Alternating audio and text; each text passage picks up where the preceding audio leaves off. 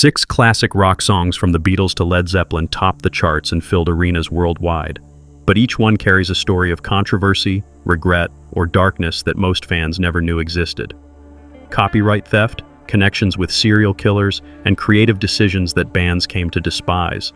These iconic tracks harbor disturbing histories that go far beyond the music itself. And it all starts in 1965 with a song its own creator learned to hate.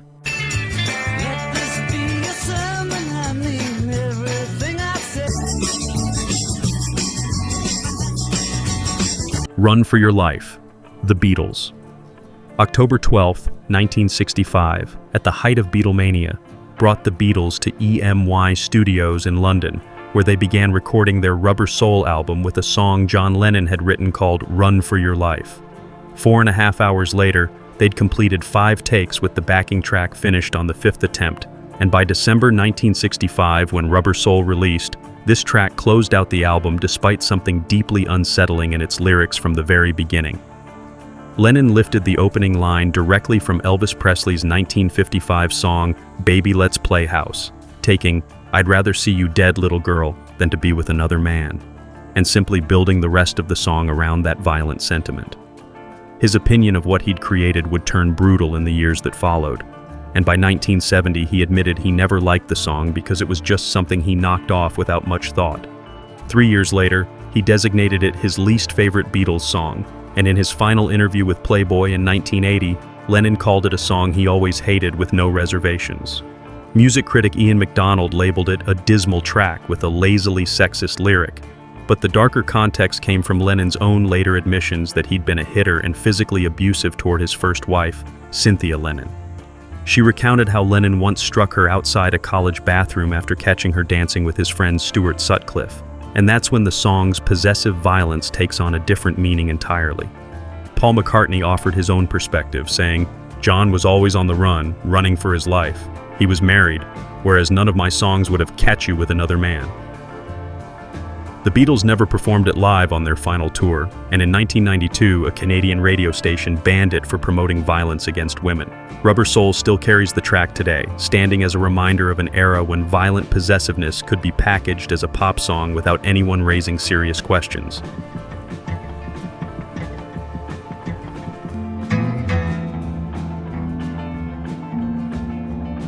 Dazed and Confused, the copyright theft. August 1967 found folk musician Jake Holmes opening for the Yardbirds at a Greenwich Village gig in New York, performing a song he'd written and recorded earlier that year called Dazed and Confused for his debut album, The Above-Ground Sound of Jake Holmes, copyrighted in 1967. What Holmes later described as the infamous moment of my life when Dazed and Confused fell into the loving arms and hands of Jimmy Page would set off a legal battle lasting decades.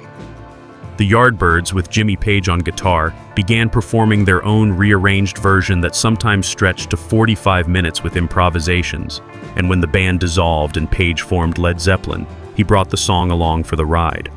Olympic Studios in London hosted the recording session in October 1968, where it became the second song tracked, with Page playing his Telecaster with a violin bow to create that distinctive sound, while Robert Plant wrote entirely new lyrics, though he couldn't be credited due to contractual obligations with Chrysalis Records. Led Zeppelin's debut album dropped on January 13, 1969, during the height of rock's experimental era, with the song credit listing only Jimmy Page as the songwriter, and 3 days later on January 16th, the copyright was registered in the United States with Page as the sole creator, while Jake Holmes' name appeared nowhere at all. Holmes wrote to the band in the early 1980s requesting co-credit but received nothing back, and when a Musician magazine interviewer asked Page about Holmes' version in 1990, Page replied, I don't know about all that." Silence hung over the situation until June 28, 2010, when Holmes filed a lawsuit against Page, Led Zeppelin, and Atlantic Records seeking at least $1 million, which settled out of court on September 6, 2011, with undisclosed terms, but one subtle change. Subsequent releases, including the 2012 concert film Celebration Day, now credit the song as written by Page, inspired by Jake Holmes. And those 4 words represented decades of fighting for acknowledgement that should have been there from the start. But here's the thing. the story didn't end there, because on May 5th, 2025, Holmes filed a new copyright infringement lawsuit against Page, Warner Chappell Music, and Sony Pictures over Yardbirds recordings in the documentary Becoming Led Zeppelin and archival releases, with potential damages of $150,000 per copyright infringement. By August 2025, that case too settled out of court with confidential terms, leaving Dazed and Confused as one of Led Zeppelin's signature songs while serving as Jake Holmes' permanent reminder that in rock and roll, credit doesn't always land where it belongs. If you love the hidden side of rock history, this channel is built for you.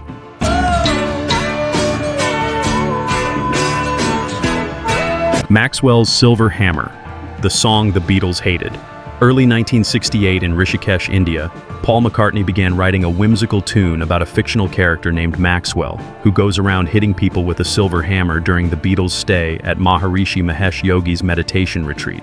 He'd intended it for the White Album, but time constraints kept it off that record, and the song finally got its chance during the Get Back sessions at Twickenham in January 1969, before proper recording began that July at EMY Studios. 3 days from July 9th through 11th produced 16 takes of the rhythm track, and on August 6th, McCartney added a Moog synthesizer solo to complete what would appear on Abbey Road when it released September 26, 1969, during the Beatles' final creative period. But by then, everyone in the band except Paul absolutely despised the thing. Ringo Starr told Rolling Stone in 2008 that, "The worst session ever was Maxwell's Silver Hammer. It was the worst track we ever had to record. It went on for fucking weeks and I thought it was mad."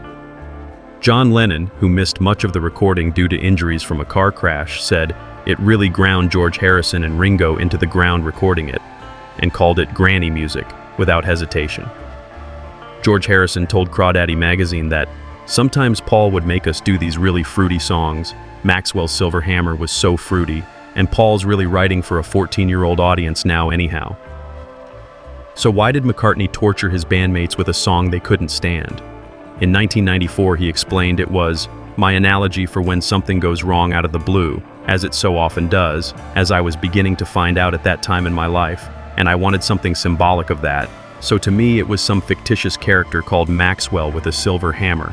Though I don't know why it was silver, it just sounded better than Maxwell's hammer. By 2000 in the Beatles anthology, he elaborated that, "Just when everything is going smoothly, bang bang, down comes Maxwell's silver hammer and ruins everything," which captured his growing awareness of how quickly success could turn to disaster. The lyrics contain the word pataphysical, taken from French symbolist Alfred Jarry's concept of pataphysics, a satirical science of imaginary solutions, from his 1898 work, because according to Linda McCartney, Paul was interested in avant-garde theater and Jarry's writings at the time. Some have suggested the 1967 murder of playwright Joe Orton inspired the song, as Orton was bludgeoned to death with a hammer in 9 blows by his lover Kenneth Halliwell after writing a play for the Beatles, and they were supposed to meet him the day his body was found. The name Maxwell could be wordplay on Halliwell, but McCartney has never confirmed this connection existed, leaving it as speculation and nothing more.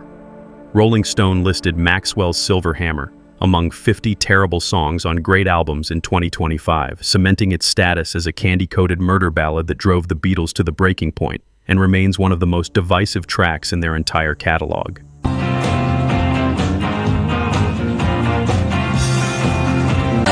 Brown Sugar, the song, The Stones Won't Play Anymore. Mick Jagger was in Australia filming the movie Ned Kelly in 1969 during rock's rebellious golden age, when he wrote a song in approximately 45 minutes during downtime, originally giving it the working title Black Pussy, before it became Brown Sugar. The Rolling Stones recorded it over 3 days in December 1969 at Muscle Shoals Sound Studio in Sheffield, Alabama, and it debuted live at Altamont Speedway on December 6, 1969 during that infamous concert where a fan was killed during the band's set. April 1971 brought its release as a single, shooting to #1 on the Billboard Hot 100, and holding that position for 2 weeks. But what was the song actually about? Multiple women have claimed to be the inspiration, with Marcia Hunt, Jagger's girlfriend and mother of his daughter Karis, saying it was written about her, while Claudia Lenier, a former Iket and backup singer who dated Jagger, disputes this in a 2014 interview with The Times, claiming it was about her instead. Bill Wyman's book Rolling with the Stones states the lyrics were partially inspired by Lennier, adding another layer to the conflicting stories. Jagger explained in a 1995 Rolling Stone interview with Jan Wenner that the lyric was all to do with the dual combination of drugs and girls, then continued, "God knows what I'm on about on that song. It's such a mishmash, all the nasty subjects in one go, and I never would write that song now." When asked why he wouldn't write it now, Jagger admitted, "I would probably censor myself. I'd think, oh God, I can't. I've got to stop. I can't just write raw like that."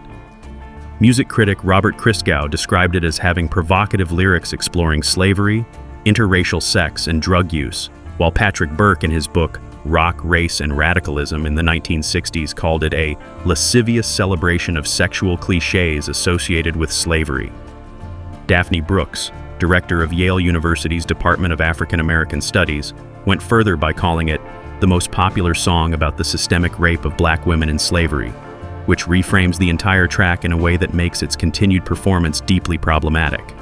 A Canadian radio station banned the song in 1992 for promoting violence against women, but the Rolling Stones kept playing it night after night for decades, performing it at virtually every show since 1970 until something changed in October 2021.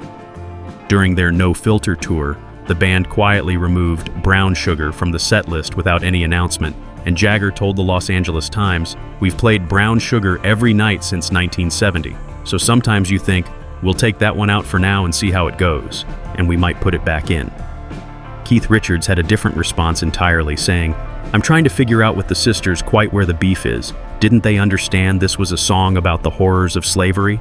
But they're trying to bury it." The song remains out of their live performances as of now, a #1 hit that defined their early 1970s success, sitting on the shelf because it's too controversial for the band that built their entire reputation on being controversial.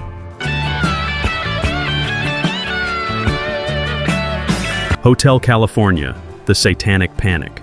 Don Felder was renting a house on Malibu Beach in 1976, using a Rhythm Ace drum machine, a 12-string guitar, and a 4-track recorder to create a demo of a haunting melody he called Mexican reggae.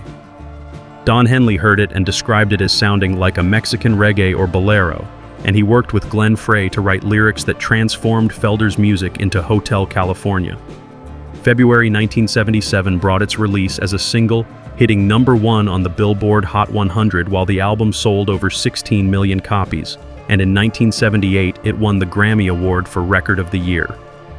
The 2-minute, 12-second guitar solo performed by Felder and Joe Walsh was voted the best guitar solo of all time by Guitarist magazine readers in 1998, cementing the track's legendary status. But as the song's popularity grew, bizarre theories about its meaning started spreading like wildfire. The 1980s brought the height of the Satanic Panic, a cultural hysteria targeting rock music, and that's when a conspiracy theory emerged from Reverend Paul Risley of Cornerstone Church in Burlington, Wisconsin, who alleged that the song referred to a San Francisco hotel purchased by Anton LaVey and converted into the Church of Satan headquarters.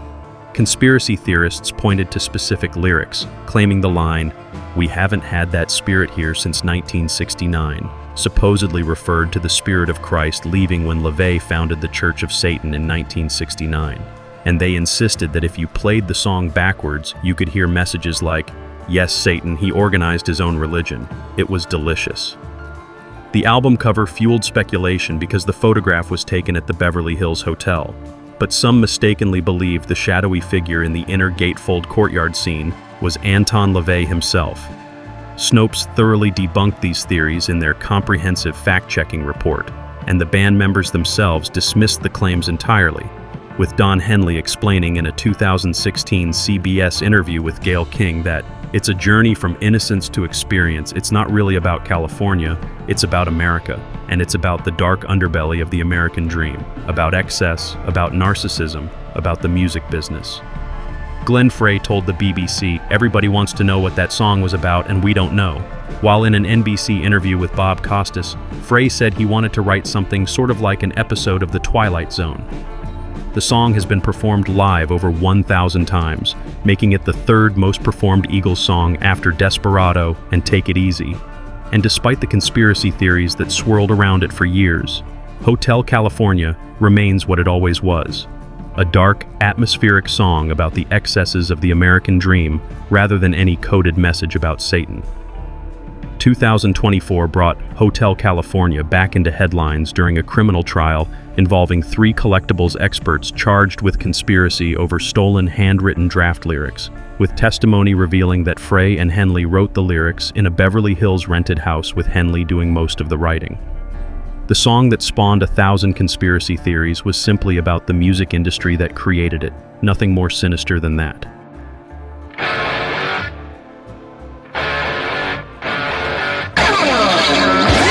Night Prowler, the serial killer's anthem. July 1979, during heavy metal's emerging era, brought a CDC's release of Highway to Hell, with the final track being a slow, ominous song called Night Prowler that opened with 2 deep breaths and ended with Bon Scott muttering "Shazbot, Nanu Nanu," which was Robin Williams' catchphrase from Mork and Mindy. Malcolm Young explained the song's meaning plainly, saying, "That song is not called Night Stalker, it's called Night Prowler. And it's about things you used to do when you were a kid, like sneaking into a girlfriend's bedroom when her parents were asleep." 5 years later, the song would become forever linked with one of America's most terrifying serial killers, and there was nothing the band could do to stop it. Richard Ramirez was 25 years old when he began his crime spree in 1984, with his first murder being 79-year-old Jenny Vinkow on June 28, 1984, and between 1984 and 1985, primarily in Los Angeles and San Francisco, Ramirez committed 13 murders, 11 sexual assaults, 5 serious injuries, and numerous burglaries. The media called him the Night Stalker, creating an immediate connection to the song. March 17, 1985 brought a discovery at a murder scene in Rosemead when investigators found an AC/DC baseball cap, and Detective Gil Carrillo noted that one of the pieces of evidence left behind was a hat bearing the letters AC/DC on it, though Carrillo later stated, "The press assumed an awful lot, and the press put a lot more to the significance of the hat than the homicide investigators." The connection between Ramirez and AC/DC grew despite the warnings, with his friend Ray Garcia testifying that Ramirez was a big AC/DC fan, while LAPD officer George Thomas claimed Ramirez hummed Night Prowler during his confession, though Ramirez later disputed this by saying, "The world has been fed many lies about me, and I have read very few truths." August 31, 1985 marked Ramirez's arrest, and during his trial he carved a pentagram into his palm and shouted, "Hail Satan" in court, behavior that only deepened the perceived connection to the band. November 9, 1989 brought his conviction and sentencing to death, receiving 19 death sentences for 43 crimes total, and upon sentencing he said, "Dying doesn't scare me, I'll be in hell with Satan." The band was blindsided by the entire situation, with Malcolm Young telling VH1's Behind the Music that, "I thought it was a joke at first," while Angus Young said, "I don't know why they zeroed in on us, and I could never see those connections myself." A C/DC had to issue clarifications that their name stood for alternating current/direct current, an electrical term, not Antichrist/Devil's Child, as some claimed without any basis in reality. The fallout was immediate and devastating, with a 1985 concert at Pacific Amphitheater in Costa Mesa, California being canceled due to the Ramirez connection affecting ticket sales. A C/DC never played Night Prowler live again due to its association with the murders, and a song about teenage rebellion and sneaking into a girlfriend's bedroom became forever associated with a serial killer who terrorized California. Like Led Zeppelin's stolen songwriting credit, AC/DC faced attribution problems they never created, and through no fault of their own, AC/DC found their music connected to one of the darkest chapters in American crime, and the song remains unplayable to this day. Copyright theft to serial killers, songs their own creators hated to tracks pulled from set lists after 50 years, these 6 classic rock songs carry histories far more complex and disturbing than most fans could ever realize. John Lennon grew to hate his own violent lyrics while Led Zeppelin spent decades in court over a stolen song, and the Beatles tortured themselves recording a murder ballad Paul McCartney loved while everyone else despised it with every fiber of their being.